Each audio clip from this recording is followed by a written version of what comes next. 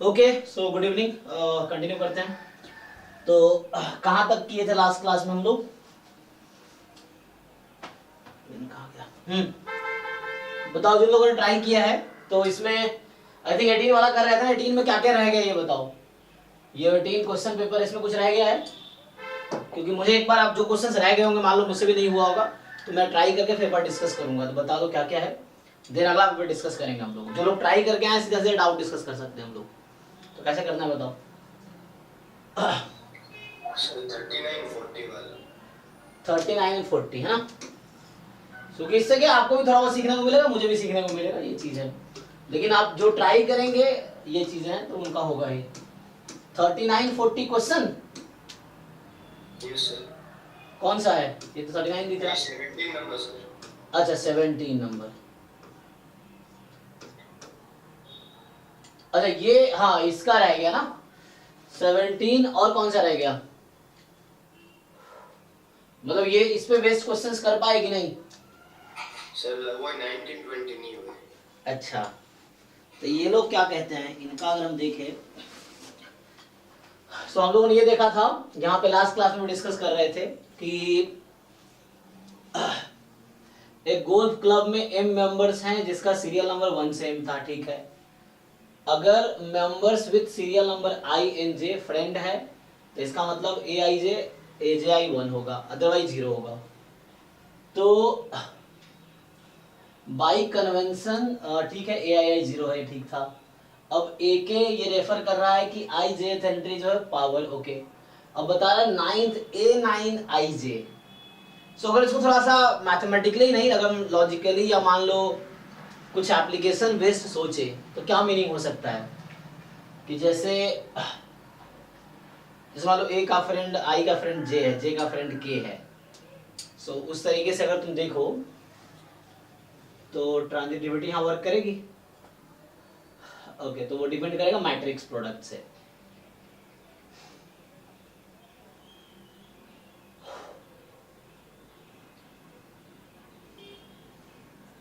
Suppose it is given that A9IJ जो है वो पॉजिटिव है फॉर ऑल पेयर IJ। तो मतलब जो A की पावर 9 की ईच एंट्रीज पॉजिटिव है, ये कहना चाह रहा ना, ईच एंट्रीज पॉजिटिव है वेयर IJ 1 से M तक है। तो मतलब जो A की पावर 9 मैट्रिक्स है उसकी एक भी एंट्री 0 नहीं है, ये मतलब है ना। A की पावर 9 मैट्रिक्स होगी, उसकी ऑल एंट्रीज आर पॉजिटिव, मतलब एक भी एंट्री 0 नहीं है, इवन डायगोनल वाला भी। तो फिर एक और कंडीशन है कि A² 1 2 पॉजिटिव है। तो A² 1 2 पॉजिटिव है, तो ये कैसे मिलेगा, स्क्वायर कैसे निकालते हो तुम लोग? तो एक तो तरीका ये है,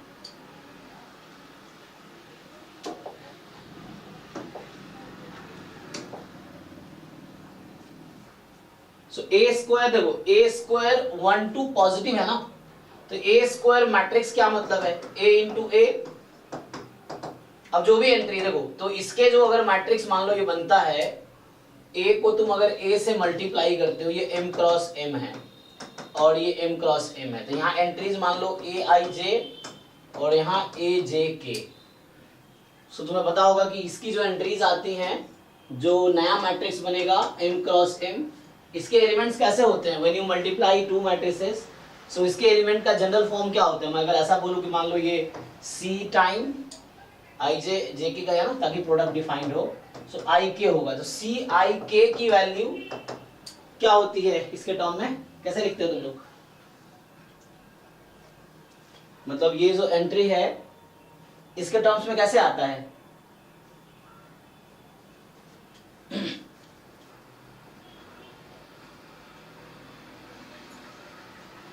तो मैट्रिक्स प्रोडक्ट पता है ना, मैट्रिक्स का प्रोडक्ट कैसे करते हैं?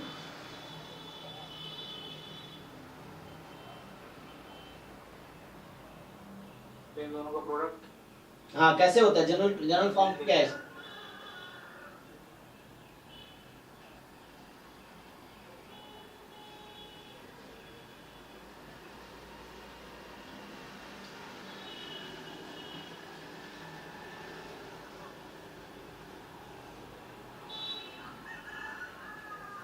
नहीं, मैं ये पूछना चाह रहा हूँ कि तुम्हें पता है तो मैट्रिक्स मल्टीप्लिकेशन तुम लोग जानते हो, how do you define matrix multiplication? मैं ये पूछना चाह रहा हूँ कि जैसे a इंटू बी का डेफिनेशन क्या है, कैसे आप a इंटू बी निकालते हो? आपने पढ़ा होगा जैसे A मैट्रिक्स है ए आई जे एम क्रॉस एन, और ये जो हमारा मैट्रिक्स है बी जे के लेता हूँ एन क्रॉस पी। सो ये जो नया मैट्रिक्स बनता है ये बनेगा एम क्रॉस पी। मान लो इसका एलिमेंट है सी आई के होगा ये, ठीक है ना, या ए के और यहाँ के जे कर सकता था मैं, तो उस तरह से यहाँ कई बार तुमने बुक में रहता है ए के और फिर के जे, इंडेक्स लिया आई, तो इंडेक्स तो वो है डमी वेरिएबल है आई के जे, तो यहाँ हो जाएगा आई जे। मैं ये पूछना चाह रहा हूँ सी आई जे ए आई के और बी के जे में क्या रिलेशन है? जिनको मैट्रिक्स मल्टीप्लिकेशन का डेफिनेशन पता होगा वो इजीली बता पाएगा। कहीं भी तुम देख लो जहां मैट्रिक्स मल्टीप्लिकेशन होगा, इवन क्लास 11 12 के एनसीईआरटी में भी लिखा हुआ है कि आप कैसे सीआईजे डिसाइड करते हो, आप डेफिनेशन क्या है मैट्रिक्स मल्टीप्लिकेशन का, तो वही वहां पे रूल यूज हो जाएगा। हाँ समीशन लगा के ए आई के डॉट, यस, मैट्रिक्स मल्टीप्लिकेशन।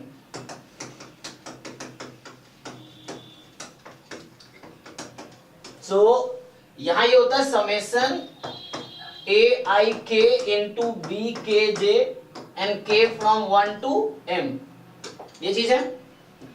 अब समझो, सो इसको खोलोगे तो कुछ ऐसा होगा a i one b one j a i two b two j dot dot dot a i M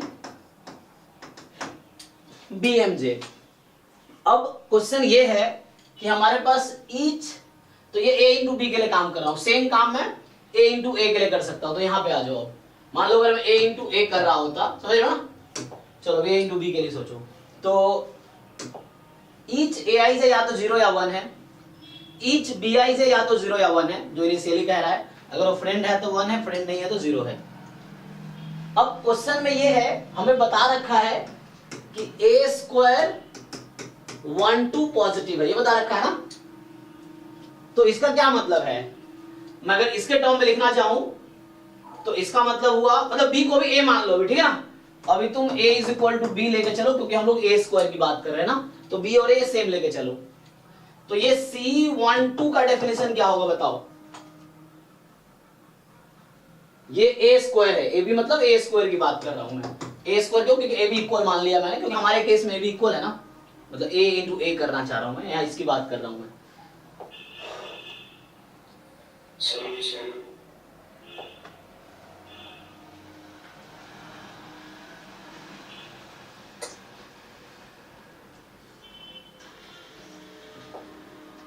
हाँ, तो मेरे पास C12 को मैं क्या लिख सकता हूँ? समीशन ऑफ हाँ ये यस, तो ये बनेगा समेशन ऑफ, तो मैं बोल रहा हूँ अगर a इंटू ए की बात करो तो यहाँ a आ जाएगी, a स्क्वायर की बात करो c रहेगी, तो यहाँ बस b की जगह a आ जाएगी, सो ये a चलता रहेगा। a स्क्वायर की अगर बात करूँ तो ये बोलना चाह रहा हूँ, तो a स्क्वायर में तो C12 is entry in a square, ये इसकी बात कर रहा हूँ, ये एंट्री एक्चुअली C12 है, जो उनका नोटेशन है वो हमारा नोटेशन ये है, क्या बनेगा a1k bk2 k from 1 to m, इसको खोलोगे यही बनेगा a11 b कितना 1 2 b12, फिर ऐसे तो मतलब जहां जहां i है 1 रखो, j को 2 रखो, ये है, सो इससे बन जाएगा a12 b22, ये बनेगा, फिर ऐसे चलता रहेगा a1m bm2, ये चलता रहेगा। अब आपसे ये पूछना चाह रहा है कि ये एंट्री पॉजिटिव है, तो इसका क्या मतलब है बताओ? ये जो प्रोडक्ट है ये पॉजिटिव आएगी, हमें पता है कि ईच ए आई के या ए के जे या तो 0 है या 1 है, तो क्या लगता है ये जो प्रोडक्ट का सम है ये पॉजिटिव कब होगी? जब कोई एक वन होगा। यस, मतलब कोई एक टर्म जो होगा वो पॉजिटिव आ जाएगी, है ना, और मुझे पता है 0 या 1 होना है, तो ऑल टर्म अगर 0 हो गया तो वैल्यू 0 आ जाएगी, लेकिन हमें बता रखा है इन्होंने कि a स्क्वायर 1 2 पॉजिटिव है, तो इसका ये मतलब हुआ कि इस प्रोडक्ट में कम से कम एक टर्म ऐसा है जो नॉन जीरो है, राइट। मान लो चलो पहले टर्म मान लेता हूं ऐसा नॉन जीरो है, एग्जांपल के लिए कोई भी एक टर्म ले सकते हो, मान लो पहला टर्म नॉन जीरो है।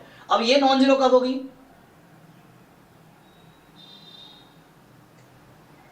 जब सब दोनों ए और B non zero yes, both has to be non zero. अब हमारे पास नॉन जीरो के पास एक ही चॉइस है वन होने की, क्योंकि ईच एंट्री या तो जीरो थी या वन थी, है ना। तो इसका मतलब है कि ये भी वन है और ये भी वन है, ये भी वन है। और अब A11 कब होगा? या हालांकि A11 लिखना थोड़ा वैसा अलग जाएगा, कोई दूसरा एग्जांपल ले लो। हाँ A11 तो 0 दिया। वो तो मैं एग्जांपल ले रहा था, कोई एक टर्म, चलो इस टर्म को ले लो। वो तो मैं जस्ट एक एग्जांपल के लिए कोई टर्म सेलेक्ट कर रहा था, ये कर दिया। हालांकि A11 0 दे रखा है तो इसको नहीं ले सकते। मैं ये कह रहा हूं कि इनमें से at least one term non zero होगा। चलो ये टर्म मान लेते हो, तो हम एक टर्म अज्यूम करना था, ये गलत हो जाएगा। इसको ले लो A1M और BM2। तो ये टर्म नॉन जीरो कब होगी? जब बोथ नॉन जीरो होगी, तो मतलब बोथ की वैल्यू 1 होगी। अब A1M 1 है, इसका क्या मतलब है? क्वेश्चन का इंटरप्रिटेशन क्या है? AM1 भी 1 होगा। नहीं, वो तो ठीक है। AI से 1 होने का क्या मतलब क्वेश्चन बताया है? नाइबर्स है वो, नहीं। फ्रेंड है सो। हाँ, फ्रेंड है ना, फ्रेंड है ना। सो A1M 1 कब होगी? नॉन जीरो कब होगी? इसका 1 का फ्रेंड M है, और ये नॉन जीरो कब होगी? जब M का फ्रेंड 2 है। तो इसका क्या मतलब हुआ? दोनों कॉमन फ्रेंड है। 1 2 के पास एक कॉमन फ्रेंड M है, तो इनमें कोई एक टर्म तो नॉन जीरो होगा ही। हालांकि ये जीरो है, ये जीरो है तो पता ही है मुझे पहले से, ये जीरो है, ये जो, तो ये टर्म नहीं ले सकते। मैं कह रहा हूं कम से कम एक टर्म इसमें नॉन जीरो होगा, कम से कम एक। देयर आर m टर्म्स, तो कोई एक टर्म नॉन जीरो होगा। मान लो यही वाला टर्म है सपोज अभी के लिए, तो एक टर्म यही वाला मान लो नॉन जीरो है, तो इसमें इसके पास एक कॉमन फ्रेंड तो होगा। तो ये जस्टिफाई हो गया कि ये स्टेटमेंट ट्रू है, ठीक है। तो यहां से क्या जस्टिफाई हुआ? तो ये तुमसे मैं यहां पूछ रहा था, देखो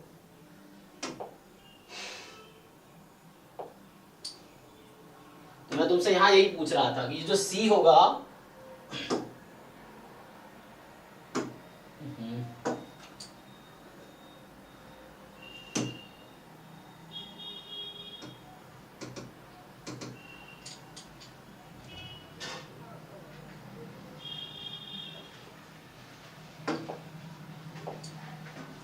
तो ये जो मैं पूछ रहा था सी आई के क्या है? समेशन ओवर ए आई के एंड बी, यहां जो नोटेशन लिखा हूं ए आई जे बी जे के, जे फ्रॉम 1 to m। क्योंकि इसने कहा है कि a स्क्वायर 1 to 0, तो मेरे नोटेशन के हिसाब से ये C12 है, जो नोटेशन मैंने लिया ना यहाँ पे। सो ये जो नोटेशन लिया ये C12 है एक्चुअली, ये नंबर मेरे नोटेशन के हिसाब से। तो ये फिर से वही चीज है, तुम समझ रहे हो। तो कोई नॉन जीरो होगा, कोई एक टर्म, तो A का फ्रेंड M होगा और M का फ्रेंड J होगा। यहाँ पे 1 2 कर दो, तो यहाँ 1 और यहाँ 2 कर दोगे तो यहाँ 1 आ जाएगा, यहाँ 2 आ जाएगा। तो कोई एक टर्म नॉन जीरो होगा, तो 1 का फ्रेंड J होगा, J का फ्रेंड 2 होगा। कम से कम एक टर्म तो ऐसा जरूर होगा जो नॉन जीरो है। तो इससे ये पता चल गया कि member 1 and 2 have at least one friend in common. तो क्या आ गया? ये स्टेटमेंट ट्रू आ गया, ये सही कह रहा है, क्योंकि ये प्रोडक्ट नॉन जीरो तभी आएगा कम से कम एक टर्म नॉन जीरो है। एक टर्म नॉन जीरो मतलब दोनों टर्म 1 हो, दोनों जो वैल्यू का प्रोडक्ट है 1 होगी। 1 होने का मतलब समझ आ गया तुम्हें कि 1 का फ्रेंड M अगर है तो M का फ्रेंड और अगर 2 होगा तो there is a one friend in common, ये श्योर है। तो ये ट्रू हो गया, ठीक। ओके, अब यहाँ A413 की बात हो रही है। तो अभी A स्क्वायर हमने डिसाइड किया, ठीक है। 13 की बात हो रही ना, तो A413 0 है, यही बता रखा है तुम्हें कि A413 0 है। अच्छा, हमें कहां तक जाना है अब? सो हमें इसकी तरह बात करनी, ये समझ आ गया तुम्हें? सो A स्क्वायर I पॉजिटिव होगा फॉर ऑल I, चेक करो जरा। सो A स्क्वायर में डायगोनल एंट्री की बात कर रहा है ये। सो A स्क्वायर में डायगोनल एंट्री की बात कर रहा था। What about diagonal entry? देखो, अगर मैं ये जो मेरा मैट्रिक्स है ये A स्क्वायर, ये मैट्रिक्स बना रखा मैंने, so इसके डायगोनल एंट्री की बात करो। एग्जांपल के लिए मैं C11 की बात कर लेता हूं अभी के लिए। C11 की डायगोनल एंट्री है, या CI बोल सकते हो आप अगर डायगोनल एंट्री चाहिए तो। जैसे यहाँ CIJ है ना, तो IJ को इक्वल कर दो तो क्या बनेगा ये? तो ये चीज बनेगी प्रोडक्ट ए आई के बी के जे के फ्रॉम 1 टू m। इसको खोलो तो वही, अच्छा के जे की जगह आई ही रखना है, क्योंकि हमने मैं यहाँ डायगोनल एलिमेंट कैलकुलेट कर रहा हूं, ठीक है। तो डायगोनल एलिमेंट कैलकुलेट कर रहा हूं तो सी आई आई की बात कर रहा हूं। सी आई आई क्या है? ये ए स्क्वायर मैट्रिक्स है मेरा। तो ए आई के बी के आई खोलो, जैसे मैं क्या के रख दो में से, so a i one b one i and so on चलता रहेगा। A i two b two i and so on, last में होगा a i m b m i, ये चीज है। सो अभी अब देखो क्वेश्चन ये बोलना चाह रहा है क्या ए स्क्वायर मैट्रिक्स की ईच डायगोनल एंट्री 0 होगी? क्वेश्चन ये पूछना चाह रहा है वो। तो बताओ ट्रू या फॉल्स, क्या तुम्हें लग रहा है? सो अभी हमें क्या गिवन था? क्वेश्चन में गिवन था जैसे मैं अगर A11 की बात करूं तो ये A11 B1 1 हो जाएगा, A12 B21। सो हमें यहाँ पे सिक्योरिटी किसकी दे रखी है? हमें बता रखा है a की पावर 9 i से पॉजिटिव है, बता रखा है a स्क्वायर 12 तो पॉजिटिव है। a स्क्वायर 12 पॉजिटिव होने का क्या मतलब था कि कम से कम हमने वहां देखा था ना कि एक टर्म तो पॉजिटिव था, ये देखा था हमने। ओके, कम से कम एक टर्म तो पॉजिटिव था। कौन सा टर्म पॉजिटिव था? शुरू में देख रहे थे यहाँ पे हम C12 के लिए कि कम से कम एक टर्म तो पॉजिटिव था। फॉर एग्जांपल जैसे A1m BM2। So think about this, बताओ क्या लगता है ईच टर्म 0 होगा? हमारा बी ऑप्शन यही बोल रहा है ना, दूसरा स्टेटमेंट कि a स्क्वायर आई आई, अच्छा पॉजिटिव होगा, sorry a square I I positive for all not 0 है ना। ये पूछ रहा है a square I I is positive, मतलब जो डायगोनल एंट्रीज हैं ए स्क्वायर मैट्रिक्स में क्या वो ऑल पॉजिटिव होंगी या कोई 0 भी हो सकता है? देख के बताओ, या 0 हो सकता है, चेक करो। सर ऑल पॉजिटिव होगी। कैसे? सर आई का m 1 के साथ m का कोई कॉमन फ्रेंड था सर, 1 और 2 का कोई कॉमन फ्रेंड था। हाँ, 1 का एक फ्रेंड कॉमन है 2 के साथ ना। Okay yes sir.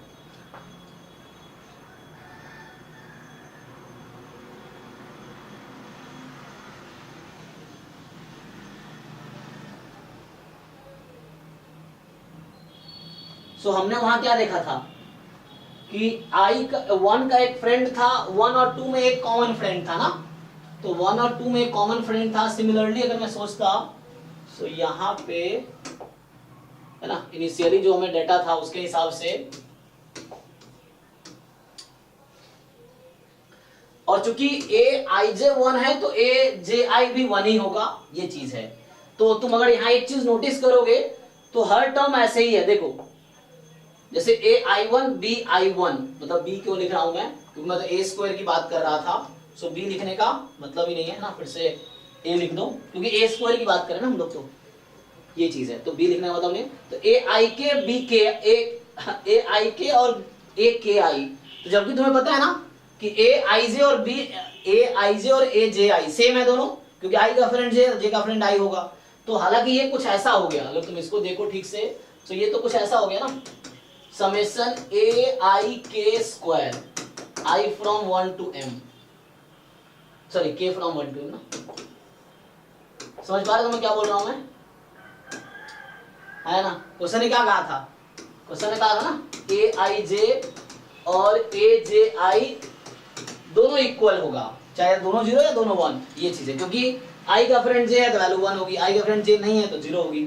तो यहाँ कुछ ऐसा हो गया AIK स्क्वायर। अब तुमने ये देखा था 1 के पास और 2 के पास कोई ना कोई कॉमन फ्रेंड तो है, तो एटलीस्ट जब वैल्यू पुट करोगे ना तो कम से कम एक टर्म तो यहां भी पॉजिटिव आएगी।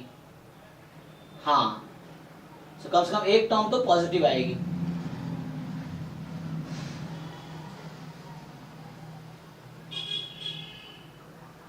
देख लो बड़ी, तो कम से कम एक टर्म तो पॉजिटिव आएगी।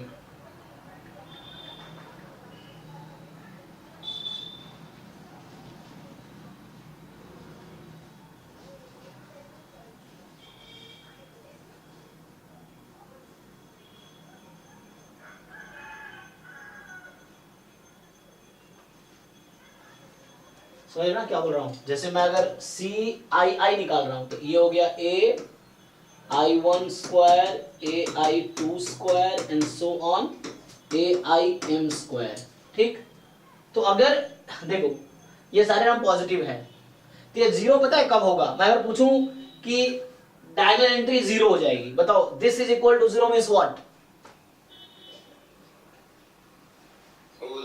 हाँ, all each term has to be zero. और अगर ईच टर्म जीरो हो गया इसका मतलब है कि आई के पास कोई फ्रेंड नहीं है, मतलब उस रो के सारे एलिमेंट जीरो है एक्चुअली, ith रो के ऑल एलिमेंट जीरो हैं। और अगर ऐसा होगा तो जो नाइन्थ हमें यहाँ एक कन्फर्मेशन दे रखा है ना, यहाँ जो दे रखा है, एक तो ये पॉजिटिव था, यहाँ देखा था हमने कि 1 2 में एक कॉमन है, 1 के पास एक फ्रेंड है जो 2 के पास भी है। अच्छा यहाँ देखो, अच्छा ये वाला A9 IJ पॉजिटिव है for all pair of IJ, all pair, तो मतलब IJ तुम कुछ भी A9 में ऑल एंट्रीज आर पॉजिटिव। तो अगर मान लो जैसे मैं कह रहा हूं कि ये सम जीरो हो गया, अगर ये बोल रहा हूं ये सम जीरो हो गया, अगर हम बोलते मान लो कि कोई एक डायगोनल एंट्री जीरो है, मान लो कोई एक, फॉर एग्जांपल A11 C11 है, ये वाला हो गया C11 क्या हमारा A स्क्वायर का एलिमेंट है, तो ये जीरो होने का मतलब ऑल टर्म जीरो, और ऑल टर्म जीरो होने का मतलब अगर मैं बोलूं कि C11 जीरो है, मतलब A स्क्वायर मैट्रिक्स का पहला डायगोनल एलिमेंट जीरो है, इसका मतलब है कि फर्स्ट रो A मैट्रिक्स में जीरो होगी। और अगर A मैट्रिक्स की फर्स्ट रो जीरो हो गई तो A की पावर 9 मैट्रिक्स जो बनेगी उसकी भी फर्स्ट रो जीरो होगी, है ना?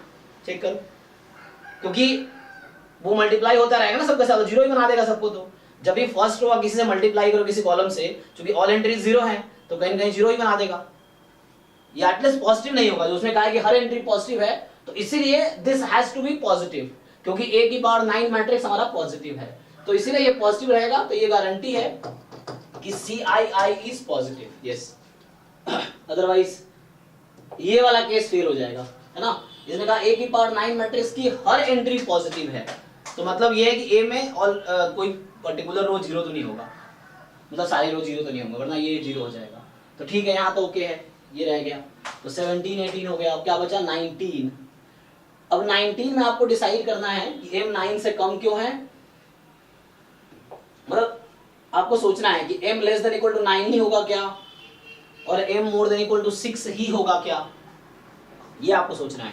तो दो पार्ट हमने डिस्कस किए, अब सोचो M के बारे में। तो हमारे पास जो गिवन इंफॉर्मेशन है उसके हिसाब से, है ना, एक तो यही था A स्क्वायर 1 2 पॉजिटिव है, A4 1 3 आई थिंक जीरो है ना, और A9 IJ जो है पॉजिटिव है फॉर ऑल I, J, ये है। तो A9 A की पावर 9 वाली पॉजिटिव है हर IJ के लिए, और A स्क्वायर वाली पॉजिटिव है, A4 1 3 जीरो है, यही है। A4 1 3 जीरो है, यस। तो आपको इसके बारे में सोचना है कि M less than equal to 9 होगा, मतलब जो मेंबर्स है वो 9 से कम होंगे, यहाँ है जो मेंबर्स है वो 6 से ज्यादा ही होंगे,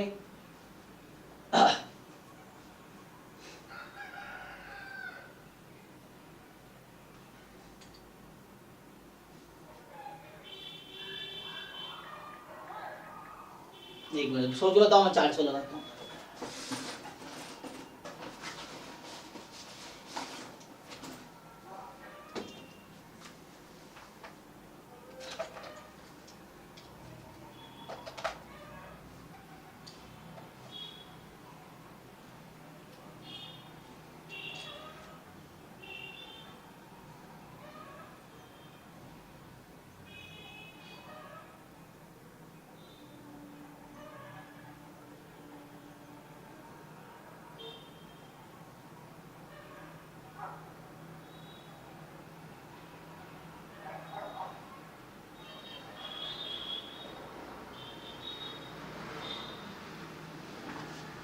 बोलो भाई।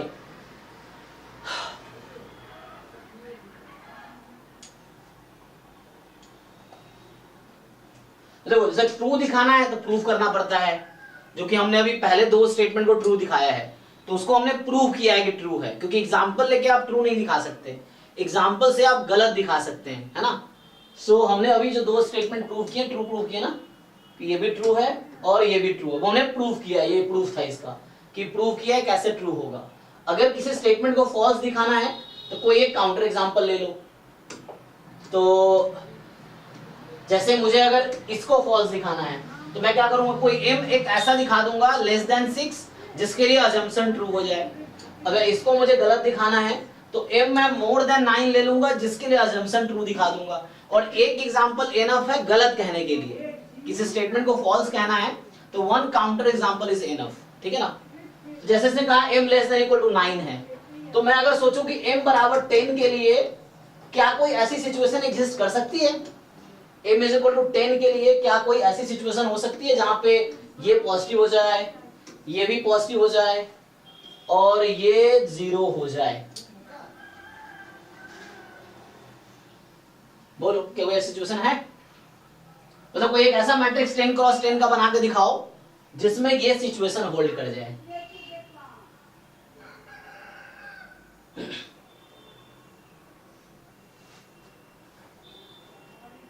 बना सकते हैं? सोच के बताओ 10 क्रॉस 10 का।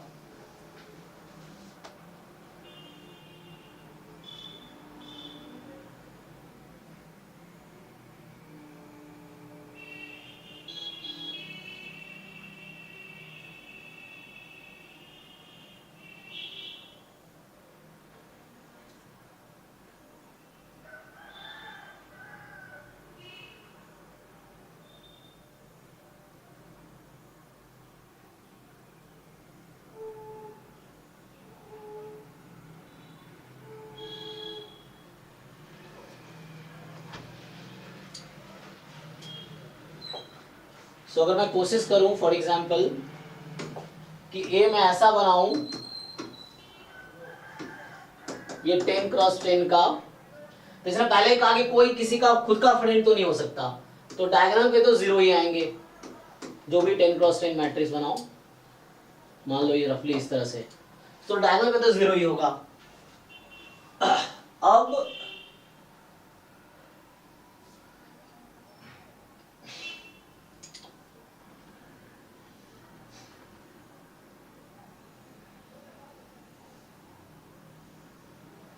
तो मुझे क्या दिखाना है? मुझे दिखाना है कि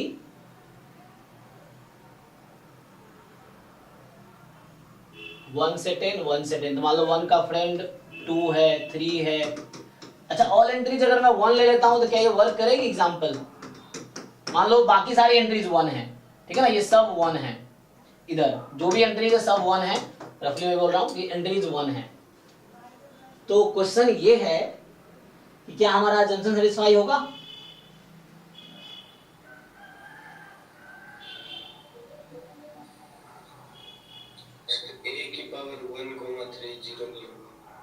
है ना, बाकी तो हो जाएगी, क्योंकि इसका मतलब ये हुआ कि ए स्क्वायर की भी सारी एंट्री पॉजिटिव हो जाएगी ना इसमें। तो यस ए स्क्वायर की, क्योंकि हम अगर फर्स्ट रो को फर्स्ट कॉलम से मल्टीप्लाई करते हैं तो ये 9 आ जाएगा, तो ईच एंट्री 9 आ जाएगा एक्चुअली। फर्स्ट रो को अगर मैं सेकेंड कॉलम से मल्टीप्लाई करता हूं तो एंट्री 8 आएगी, है ना, फर्स्ट रो को सेकेंड कॉलम से करेंगे तो यहाँ पे हमारे पास जो है सारी एंट्री पॉजिटिव आ गई, और आगे कभी 0 होने की पॉसिबिलिटी ही नहीं है। अगर A³ करूंगा या A4 करता हूं तो A4 में भी सारी एंट्री पॉजिटिव आएंगी, क्योंकि 0 होने की पॉसिबिलिटी जब माइनस रहेगा तो माइनस तो है ही नहीं यहाँ पे। थोड़े से मैनिपुलेट कर सकते हैं हम लोग थोड़ा सा, कि क्योंकि ये नहीं होगा सर। सपोज हाँ सर ए को ये एज्यूम करते हो तो ए स्क्वायर आइडेंटिटी मैट्रिक्स बनेगा। क्या एज्यूम करते हैं? तो सर अभी आपने एज्यूम किया है ए को 10 क्रॉस 10 मैट्रिक्स, हाँ, ए स्क्वायर कहने पे मेरे सबसे आइडेंटिटी मैट्रिक्स बनेगा। आइडेंटिटी कैसे बनेगी? वो तो 9 फिर 8 8 आएगी, पहली एंट्री 9 आएगी, डायगोनल पे तो 9 आएगी और बाकी 8 आएगी। चेक करो, अगर तुम ए स्क्वायर निकालोगे तो डायगोनल पे 9 आएगी और बाकी एंट्रीज तुम्हारी 8 आएगी। चेक करो एक बारी मल्टीप्लाई करके।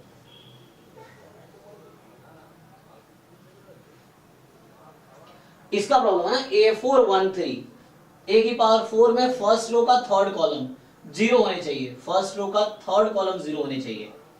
যত মালটা পাকবে তত ভালো। হ্যাঁ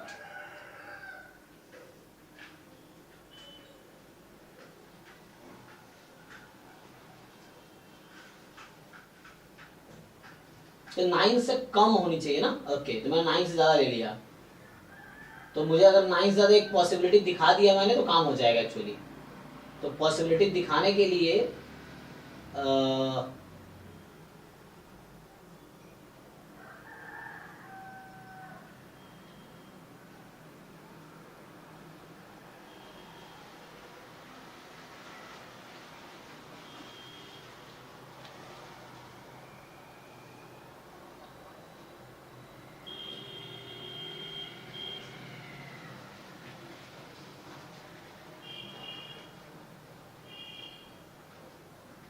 4130 कब कर सकते हैं? मुझे अगर A4130 करना है तो मैं कब कर सकता हूँ? A4130 कब होगा? A413, 413 का मतलब पावर ना, फोर्थ रो का 13, फर्स्ट रो का थर्ड कॉलम, फर्स्ट रो का थर्ड कॉलम, तो A की पावर 4 में फर्स्ट रो का थर्ड कॉलम 0 हो जाए। तो ऐसा कब बना सकते हैं हम लोग कि 0 1 अल्टरनेटिव ले ले, तो सोच सकते हैं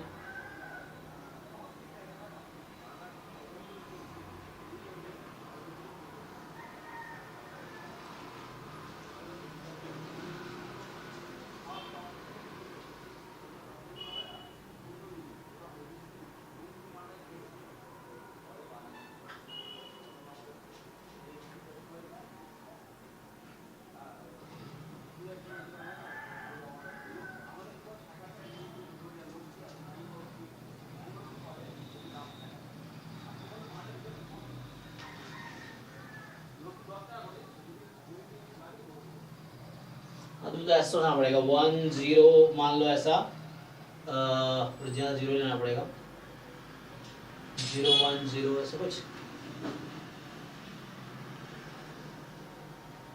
नहीं, तो एक बार 4 वाला 0 नहीं बनेगा, तो कैसे?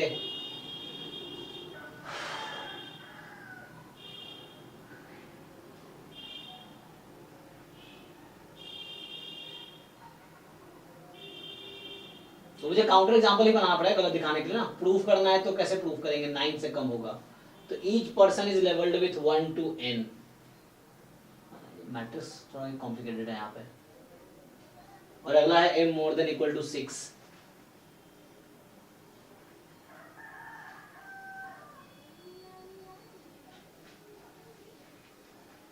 तो 6 से कम होगा तो क्या होगा इसमें, ये देखना है ना। दो पार्ट बचे हैं, तो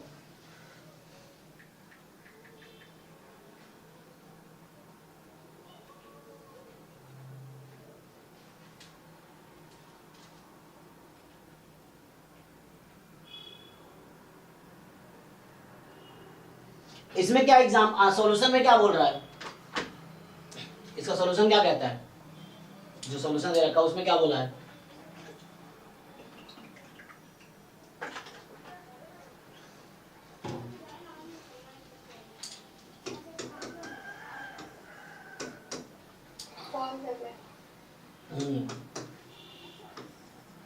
और ये ट्रू कह रहा है, तो इसके फॉल्स बोलने का रीजन क्या है? क्या वो सफिशिएंट रीजन दे रहा है? ठीक करो, फॉल्स बोलने का उसका रीजन क्या है, क्यों फॉल्स है?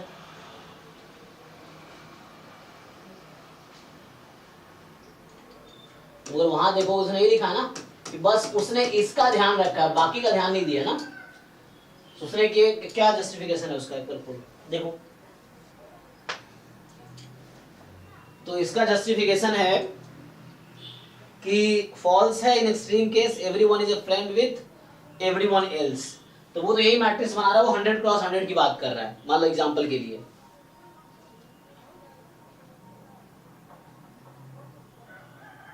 इन extreme cases everyone is a friend with everyone else and then A9 IJ positive हो जाएगा, सही बात है। लेकिन बाकी केस तो उसने ध्यान ही नहीं दिया, नहीं ध्यान दिया ना, बाकी केस को तो कंसीडर ही नहीं किया, A413 को कंसीडर ही नहीं किया इसने। तो इसका लॉजिक सफिशिएंट तो नहीं है। और लास्ट वाला क्या बोल रहा है? ट्रू है the smallest chain that link 1 and 3 smallest chain that link 1 and 3 has length 5। जो स्मॉलेस्ट चेन है जिसका लिंक 1 and 3, जो 1 और 3 को लिंक करता है, has length 5, otherwise A413 positive हो जाएगा। नहीं तो A413 क्या हो जाएगा? पॉजिटिव हो जाएगा। So there are at least 6 members in the club। वो तो कह रहा है कि अगर तुम यहाँ पे फर्स्ट रो और थर्ड कॉलम को कंसीडर करो और ये नॉन जीरो मतलब जीरो आना चाहिए, तो जीरो कब आ सकता है? 0 1, मतलब मैं तो ये कह रहा था ना अल्टरनेटिव बना के देखो। जैसे अगर मैं ऐसे सोचूं कि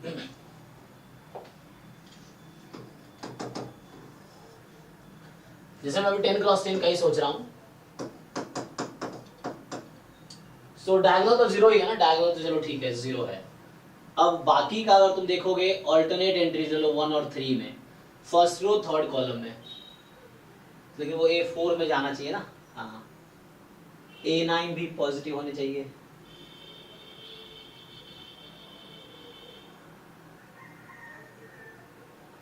करेंगे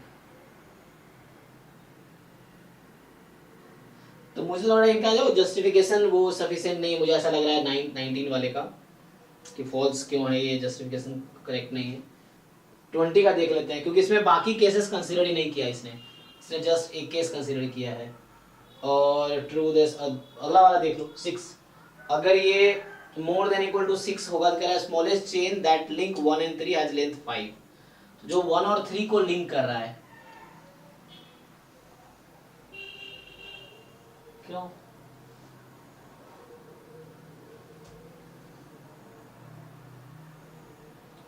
अच्छा, पावर 4 है ना, पावर 4 में क्या होगा जब पावर 4 करते हो तुम? सो the smallest chain that link 1 and 3 has length 5, otherwise A413 will be positive। so A413 positive हो जाएगा, अदरवाइज कैसे? इसमें कम से कम एक तो नॉन जीरो होगा रो में, है ना? तो 1 2 में कम से कम एक नॉन जीरो है, जो शुरू में हमने देखा था।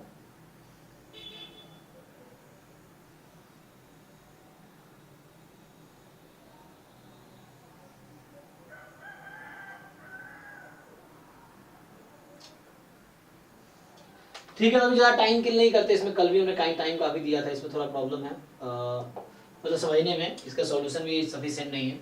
तो हमने इसके दो पार्ट देखे हैं, ठीक है। यहाँ पे 17-18 में आई थिंक ठीक है, 17-18 हमारा जस्टिफिकेशन करेक्ट है, और ये 18-19 में थोड़ा सा कंफ्यूजन है बिकॉज ऑफ, क्योंकि इसका जो लॉजिक है वो सफिशिएंट नहीं है, और ये तो मुझे समझ ही नहीं आ रहा। किसी को समझ आ रहा 20 वाला क्या है? ये smallest chain that link 1 and 3 has length 5, इसका क्या मतलब? अदरवाइज A413 पॉजिटिव हो जाएगा। तो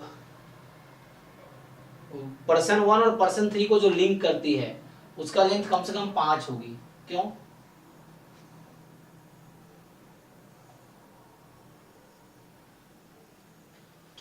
जैसे हो सकता है 1 का फ्रेंड 2 है, 2 का फ्रेंड 3 है, तो उस केस में क्या हो जाएगा? जैसे हम देख रहे थे A स्क्वायर में वो आ रहा था, पावर 4 लोगे तो पावर 4 में जाए कहीं ना कहीं एक, मान लो 1, अच्छा इस तरह सोच रहा होगा, पावर 4 जब करने पे तो उस तरह से मल्टीप्लाई होते हैं। जैसे स्क्वायर में क्या देखा था हमने कि 1 का फ्रेंड 2, 2 का 3, इस तरह से, मतलब उस तरह से कुछ होगा। तो इसको अभी के लिए स्किप करो, बहुत टाइम किल नहीं करते, आगे चलते हैं। तो इस पेपर में, पूरे पेपर में क्या क्या क्वेश्चन रह गया? एक तो 19-20 रह गया, ये तो ना, और कुछ रह गया इसमें जिन्होंने ट्राई किया है? बाकी हो गया है, और कुछ बचा है इस पेपर में, देख लो। अगर मैं अगले पेपर पे आऊंगा फिर, अगर ये हो गया है